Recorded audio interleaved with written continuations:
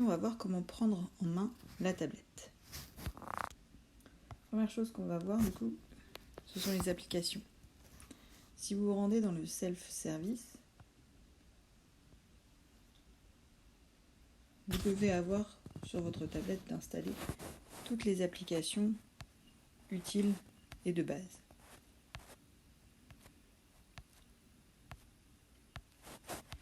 Comme OneDrive, du coup, symbolisé par un nuage bleu. Outlook, avec le haut et le petit courrier.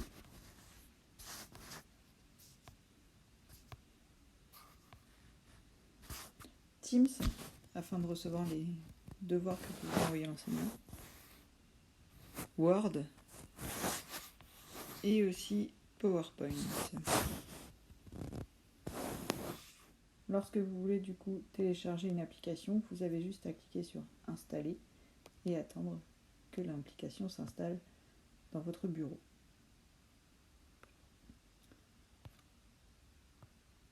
Voilà pour les applications de base. Si vous slidez en haut à droite de votre écran, une fenêtre apparaît avec plusieurs icônes. L'avion pour éteindre votre connexion, le Wi-Fi, l'empreinte du coup qui symbolise AirDrop et le Bluetooth. Vous disposez aussi de plusieurs paramètres pour régler l'écran. Donc dans un premier temps, sur Outlook, vous allez vous connecter en cliquant sur l'icône et en vous connectant afin d'avoir accès à tous vos mails EC Morlaix.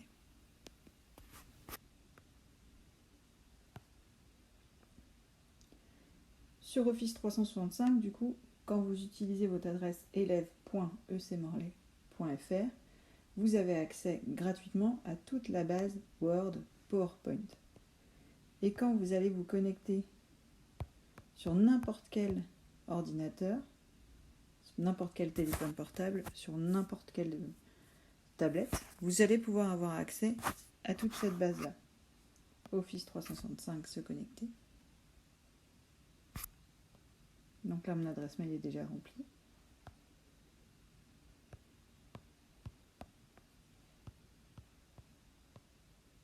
Je rentre mon mot de passe et je me connecte.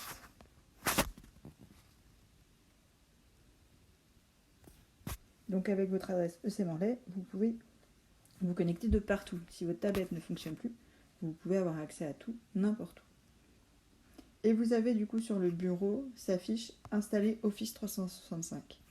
Et donc à partir de là, vous pouvez télécharger sur l'ordinateur de chez vous ou sur d'autres outils numériques l'application Office 365 avec Word, Excel, PowerPoint gratuitement.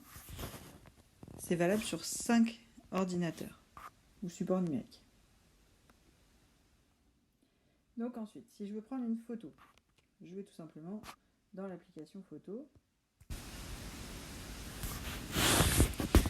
Donc là par exemple, je prends mon mur en photo. Je vais pouvoir resélectionner sur ma photo qui est en dessous. Et là, si je clique sur modifier, je vais pouvoir par exemple la recadrer.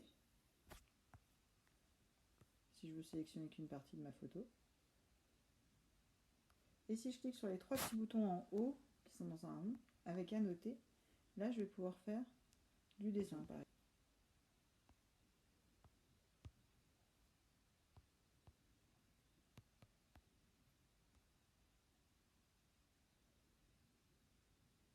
C'est-à-dire que si vous prenez une photo d'un bouquin vous allez pouvoir le compléter et annoter, par exemple dessus. Vos photos s'enregistrent automatiquement dans Photos. D'accord ? Là, elle est enregistrée en bas. Mais si je veux la télécharger ou la mettre sur mon OneDrive, je vais slider, rester appuyé sur mon écran ici. Je vais le faire basculer juste à côté. Donc il faut évidemment que mon OneDrive soit connecté à mon adresse élève.ecmorlaix.fr. Là, je vais aller dans n'importe quel dossier. Hop, et je vais la basculer en la laissant de côté.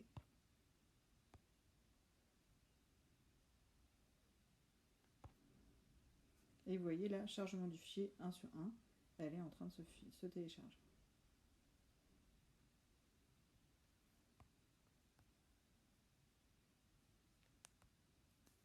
Et ensuite, si j'ai besoin de la renommer, je clique sur les 3 petits points, j'appuie sur renommer, et là je vais marquer travail, je vais marquer mon prénom par exemple,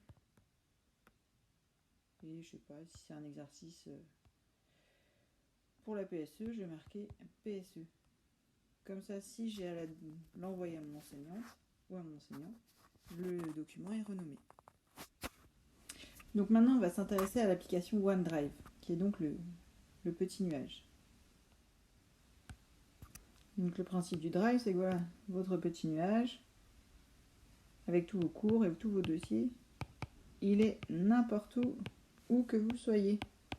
Tant que vous avez un ordinateur, vous m'excuserez, je ne suis pas bonne en dessin. Tant que vous avez un ordinateur, une tablette ou votre téléphone portable.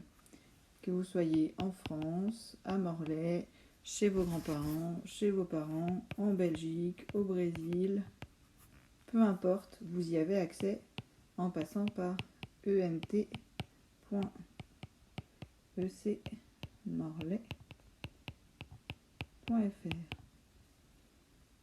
Donc le Drive, le plus simple, c'est de vous l'organiser.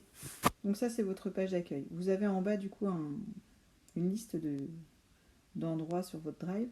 L'accueil, ça va en général être tous les fichiers récents que vous avez consultés. Vos fichiers à vous.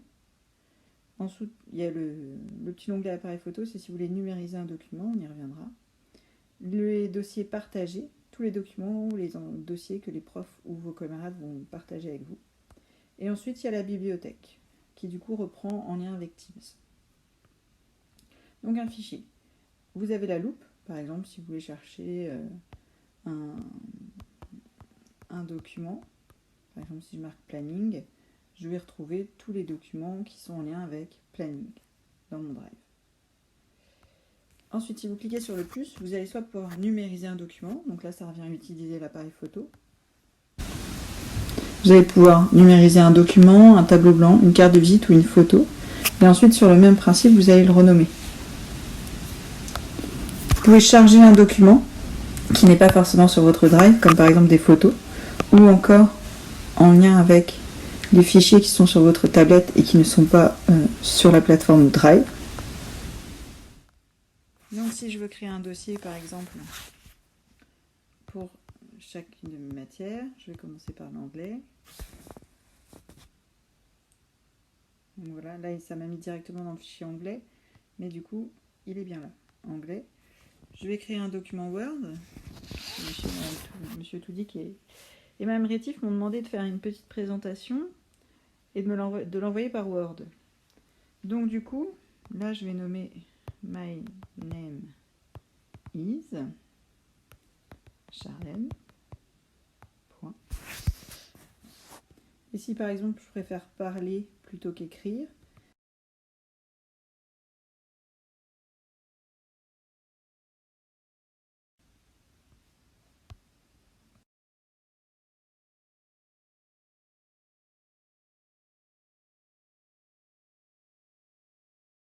voilà. Vous pouvez aussi parler du coup à votre tablette. Du coup, je veux envoyer ce document-là à Madame Rétif. Je vais retourner en arrière. Ça me ramène sur mon Drive. Si je vais sur anglais, mon document il est là. Mais mon document il n'est pas nommé. Donc du coup, je vais cliquer sur les 3 petits boutons qui sont au fond. Et là, je vais le renommer. Travail.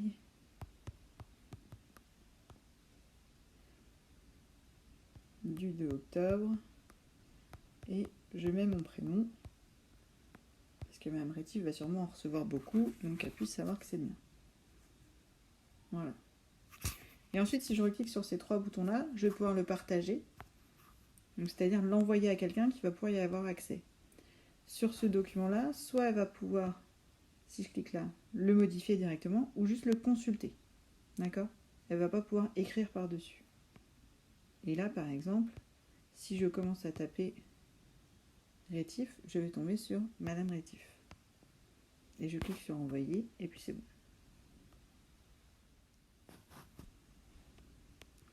Donc Madame Rétif, elle veut pas que je lui envoie par mail.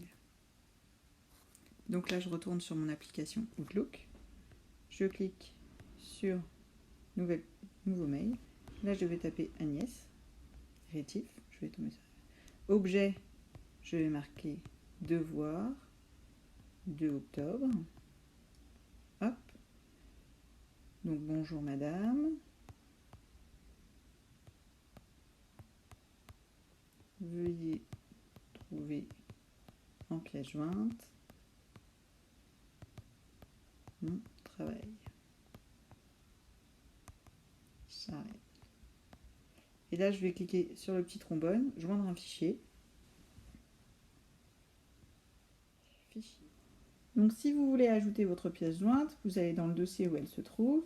Je clique sur la pièce jointe, joindre une copie. Voilà, ma pièce jointe se trouve là. Et ensuite, je vais cliquer sur envoyer et ce sera.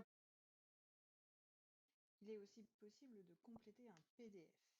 Donc là, par exemple, j'ai pris un PDF, mon livre de PSE, parce que Madame Bourris veut que je lui envoie le chapitre 1. Donc là, vous avez mon fichier PDF. Et à partir du petit crayon qui se trouve en haut à droite de l'écran, je vais cliquer dessus et je vais pouvoir utiliser un crayon de différentes couleurs ou un surligneur. Donc là, par exemple, je surligne le personnage qui me semble central, ce qui me semble être sa problématique. Et si je change de crayon, je vais pouvoir écrire qui est le personnage concerné. Il s'agit de Lucas.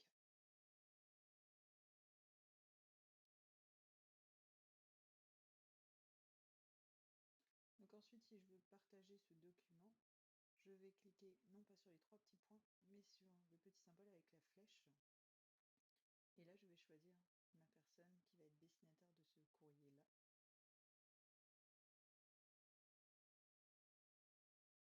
Si, mettons, hop, par exemple, vous êtes sur YouTube pour regarder la vidéo, vous voulez tester Word, toujours pareil, en slidant, quand vous êtes là et en slidant, vous allez pouvoir avoir accès à Word et faire du coup la manip en même temps.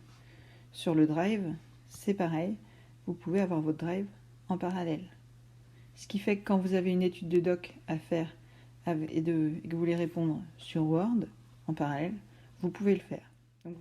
Et du coup, pour remettre le document, vous appuyez sur le point du milieu et vous tirez dans un sens ou dans l'autre. Donc voilà, on a fait le tour un petit peu des premières choses.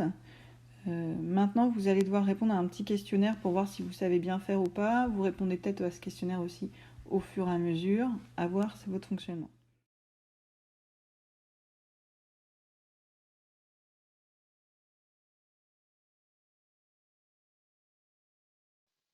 Ce que je vous conseille aussi, du coup, c'est de trier les applications sur votre tablette. Cela permet de savoir où sont rangées vos applications et vous ne perdez pas un temps fou à les chercher. Donc moi, par exemple, elles sont rangées par les photos, tout ce qui est logiciel internet, logiciel que j'utilise. Si vous restez appuyé du coup longtemps sur un widget, vous allez pouvoir le déplacer, les regrouper, renommer ensuite du coup le regroupement de ces widgets, ce qui vous permettra du coup d'optimiser et de ne pas avoir plusieurs écrans d'accueil.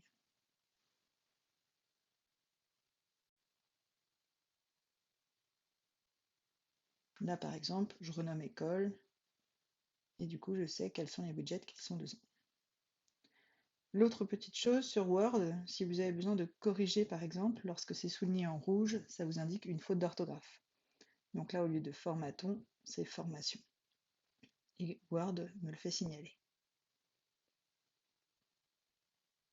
L'autre astuce du coup qui peut être utilisée lorsque vous avez plus une mémoire auditive, c'est d'utiliser la lecture immersive qu'on a vu tout à l'heure, qui va vous permettre du coup de relire votre texte écrit et de vous apercevoir que vous avez marqué « Je recherche une stage » et pas « Je recherche un stage ».